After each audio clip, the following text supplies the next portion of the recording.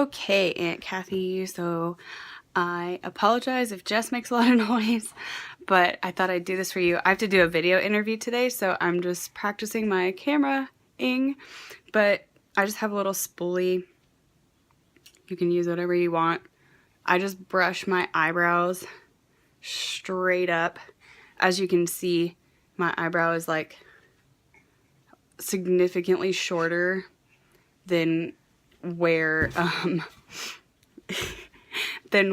I actually draw my brow to, and they're very sparse, like very sparse.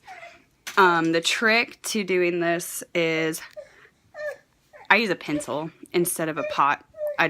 It's less product, you can build it up better, but if you use a pencil, you got to make sure it is sharp. So I pretty much sharpen it before I use it every time. Just like that. So very sharp. And then when I've got my eyebrows brushed all the way up, I just follow this natural line. So I just take it and draw the artificial underneath line first, and just create that really sharp brow shape. And I don't bring it all the way to where I want it to stop, because when you brush it down, it will move the product for you.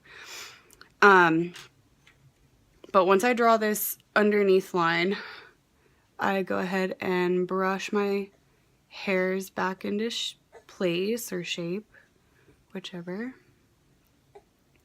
I like mine to have a smooth look, but you can obviously draw that line however you want your brows to look.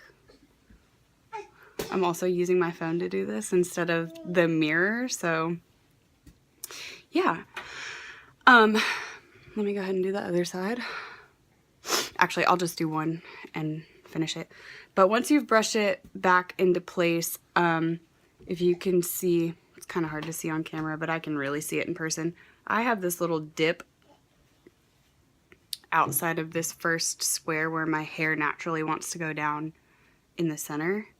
So I start there and just fill that little gap in. And then your front brow hairs are vertical. So just like make artificial hair shapes. What, Hunter? Okay. So you just draw in some of them. I don't really like heavily fill it in, because when you brush it, it will move all that product into place without it looking like you just drew an entirely fake brow onto your face, which I have done before. But as you brush your hairs around and back into place, it will move the product. And then you can see, because there's product on the spoolie, it will pull it down into that super fine point. You don't actually want to draw the point. It will do it itself. So if you draw the point, it will look too much, or it'll look too thick. But yeah, and sometimes if I'm going out and I want them to look really like stay where they are all day, I'll put some hairspray on here. If you use too much product, or if you use a gel and it looks too thick, you can just put water on your, actually let me do that anyway. Here, I'll show you.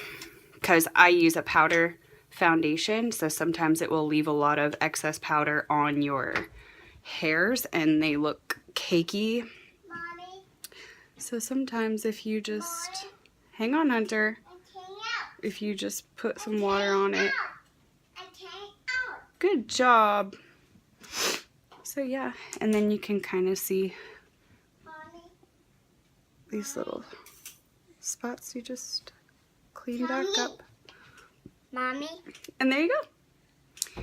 So I thought I'd make that video for you. Mommy. It's really not terribly Mommy, hard. Mom. It just takes a lot of practice. Mommy.